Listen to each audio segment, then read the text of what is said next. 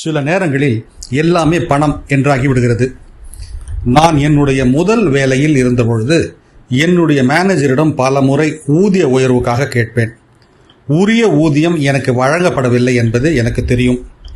அவர் எப்பொழுதும் எல்லாமே பணம் என்பதல்ல, உனக்கு சின்ன வயதுதான், அனுபவத்திற்காக நீ வேலை செய்ய வேண்டும் என்று சொல்லுவார். என்னை விட கிட்டத்தட்ட 5 மடங்கு ஊதியம் வாங்கும் ஒருவர் அப்படி சொல்லுவார்.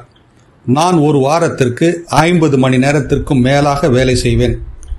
பட்டணம் விட்டு பட்டணம் செல்வேன். சேமிப்பே இல்லாமல் தொட்டுக்கோ தொடச்சிக்கோ என்று வாழும் என்னிடம் அப்படி சொல்லுவார்.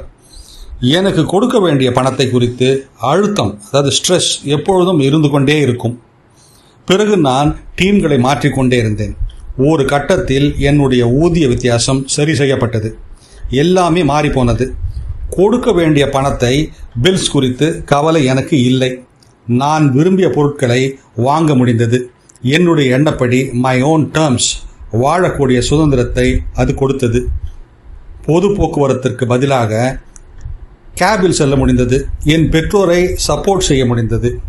அப்போதிருந்து 2 காரியங்களை உறுதி பண்ணி கொண்டேன். அதிக பணத்தை யார் விரும்பினாலும் அதை குற்றப்படுத்த மாட்டேன். மாதத்திற்கு 2 முதல் 5 லட்சம் ரூபாய் சம்பாதித்து கொண்டு இளைய ஊழியர்களை அனுபவம் வேண்டுமென்றால் வேலை செய் என்று என் மேனேஜர் கூறியது போல் கூற மாட்டேன். இளைய ஊழியர்களுக்கு சொல்லிக்கொள்ள விரும்புவதெல்லாம் நல்ல ஊதியம் தரும் வேலையை விரும்புவது சரிதான். யாரும் வாரத்திற்கு 40 மணி நேரத்திற்கு மேல் உழைத்தும் வறுமையில் வாழ மாட்டார்கள். எப்படியோ அனைவரையும் நல்ல வாழ்க்கையை அமைக்கவே போராடுகிறோம்.